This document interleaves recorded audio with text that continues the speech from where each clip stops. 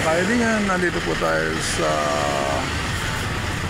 Camarines Sur Public Market at tayo ay medyo maglalakad at ulan at init ang ating nararanasan sa mga sandaling ito ng Friday, October 17,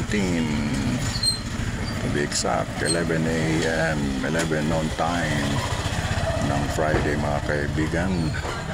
At medyo maglalakad tayo para makita ninyo, mga kaibigan, ang mga pagbabago rito kung mayroon man sa lugar ng ito ng Camarines Sur, Philippines. Kung kayo'y taga rito ay mahumsik kayo at kayo'y matutuwa, humsik at tuwa sapagkat makikita ninyo ang inyong sariling bayan natin, mga kaibigan. Dito makita natin sa mga sandaling ito, hindi masyadong bisyang mga tao sa pagkatangali at tayo maglalakad papunta doon sa nakaparadang tinatawag. Alright, at ito mga tindahan dito sa kaliwa, mga tsinelas, mayroong pajak, tricycle. At ito ang bagong building. Medyo papasok tayo para makita ninyo ang kabuuan ditong bagong gawang parang public market building. Hindi natin alam ang purpose nito, kung ano, mayroon nakaupo dyan at ito'y tapos na tumuhin at may drainage na ginawa sila at ito'y maganda sapagkat pag umulan pwede tayong sumilong dito, right? Yan, mga kaibigan, at medyo mapresko sa loob sapagkat open na open. Diyan sa lugar na yan na tinutumbok ng camera ay mga tindahan ng mga damit, used na mga damit or ukay-ukay sa very common na tawag. At dito naman sa lugar na ito ay mga gulay, niyog, kung ano, mga maritatas, bicol, pagkain. At ito naman ay mga finger foods. Kaya natin at tayo ay walang pambili, kung kaya't lalakad na lang tayo kung saan tayo dapat maglakad, mga kaibigan. Alright, pupunta tayo sa poblasyon. Ayan, mga kaibigan, nandito tayo sa highway na tayo.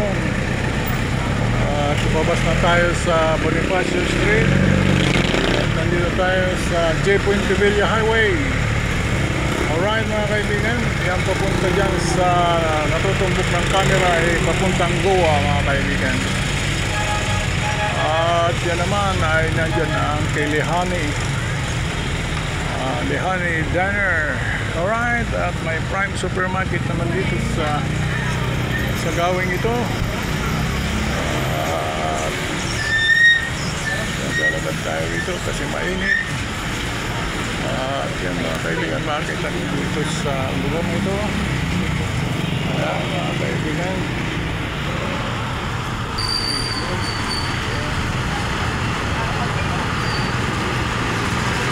mga kaibigan, JC Liner papuntang Naga City. At yan ang makikita, pinapakita ko sa inyo. Ito naman, Bigan Pongsha, Flava, Kamsur, Hulugan, pwede mga appliances. Kasabi ang All-Star Pongsha, tindahan ng Cycle Center, Bigan. At ito po ang pinaka-sentro ng Tigan, mga kaibigan, or poblasyon, o tinatawag na parada, mga kaibigan. Alright, so lakad-lakad tayo para makita ninyo ang mga pangyayari dito sa mga oras nito. Anong oras na ba? Tingnan natin sa ating relo, 11:05 ng tanghali. Tatang tayo dito sa Mabka Bridge.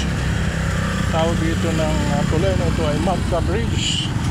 At ito ang daluyan ng tubig papuntang Mapca. Yan sa unahan na yan mga kaibigan, na hindi nyo makita dahil sa dami ng mga punong kahoy. Diyan tayo nakitira noong panahon ng mga 1960s hanggang 70s. Yan. Ayan, malalaking kahoy na yan. Dati wala yan. Dito mga tindahan dito mga kaibigan. Ayan. Mahuhulog tayo. Delikado.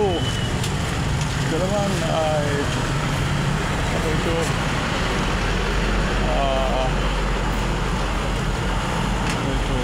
Chops to go ata ito. Chops to go.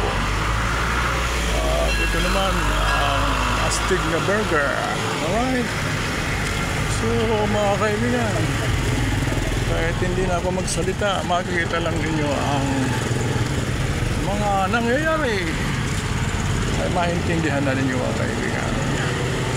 So hanggang dito na lang ang aking maikling vlog na ito para lang may lagay tayo sa YouTube upang tayo maalis sa YouTube. At mga kaibigan, marami ding pagbabago sa lugar na ito. Okay, at tutuloy natin mamaya. Hanggang dito lang tayo sa parada. Makikita rin yung mga tao rito, mga galaw ng mga mamamayan ng Camarines Sur pupuntang palengke yan. Ito sa highway, ang pangalan ng highway rito mga kaibigan ay J. Puentevilla Highway puntang Naga. At dito naman sa itong lugar na itong papuntang northern area papuntang Goa, San Jose, Lagunoy, Salang at kung saan pa. Karamuan, yan din. At Presentasyon. Dito naman sa puntang northeast ay Sangay. Papuntang Sangay. At dito naman sa south or west, hindi natin alam ang mga direction, ay Naga City, puntang Legazpi and Manila.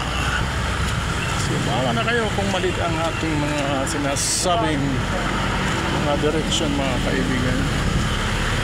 Ang mga tindahan ngayon, may mga bago ritong bukas na tindahan sa lugar na ito mga kaibigan.